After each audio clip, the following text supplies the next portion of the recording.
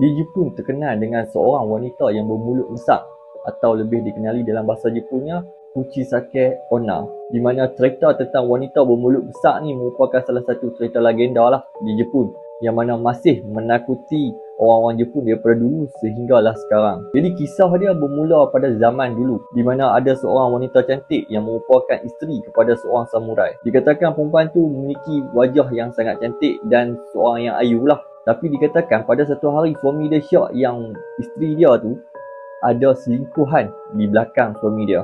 Jadi dalam syak tu pun suami dia dan juga wanita ni pun bergaduh lah, bertengkar mulut, saling tuduh menuduh, di mana si suami tuduh isteri, si isteri tuduh si suami ni tak percaya dekat si isteri. Jadi dalam mereka duk bergaduh ni, tiba-tiba si suami dia ni hilang kawalan. Dengan keadaan masa tu si suami tu tengah pegang samurai.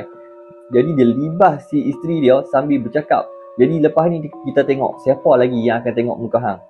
Lebih kurang ayat dia macam tu lah. Sehinggalah mulut perempuan tu terbuka luah. Dan akibat tu menyebabkan wanita tu mati dalam kesakitan. Jadi bermula daripada situ dikatakan roh wanita perempuan bermulut besar ni berkeliaran. Di mana Kuchisake Onna ni dikatakan dia ni memiliki tubuh yang sangat tinggi.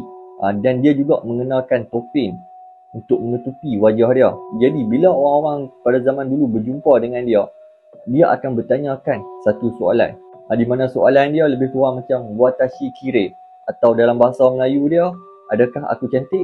Jadi dalam soalan tu, kalaulah orang yang ditanya tu menjawab ya, si perempuan bermulut besar ni akan buka topeng dia dan menunjukkan wajah dia yang mana mulut dia ni bekas terbelah, yang dibelah oleh suami dia. Jadi bila saja dia buka topeng tu dengan muka dia yang mengerikan, dia akan bertanya lagi dekat orang tu, adakah sekarang ni masih cantik?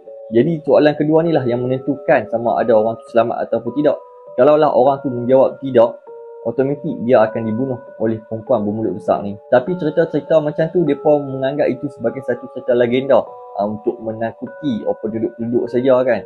Sehinggalah pada tahun 1979, di mana Jepun masa tu dikejutkan dengan satu laporan yang pelik. Di mana ada beberapa buah sekolah di kawasan Nagoya dan juga Gifu, dikatakan mereka dikejutkan dengan hantu perempuan bermulut besar, di mana mereka ni sering terjumpa dengan perempuan bermulut besar, di mana pakaian dia serba-serbi kemas dan menutup wajah menggunakan topeng. Jadi disebabkan perkara tu, pihak polis terpaksa meningkatkan rondaan masa tu untuk supaya tak terjadi sebarang kematian ataupun gangguan lah yang terjadi. Jadi bermula dari situ juga mereka percaya yang roh tu betul-betul wujud dan mula kembali untuk mengganggu penduduk-penduduk. Tapi adakah cara macam mana kalaulah kita terjumpa dengan perempuan bermulut besar ni, cara kita untuk melarikan diri dan melepaskan diri? Sebenarnya ada beberapa cara untuk lepaskan diri daripada perempuan bermulut besar ni.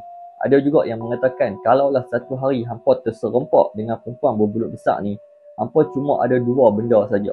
Ketika soalan ditanya, adakah aku cantik ataupun tidak, hampa boleh saja cakap yang benda tu biasa saja. Jadi ramai yang mengatakan kalaulah kita menjawab biasa saja, kemungkinan hantu tu akan melepaskan kita.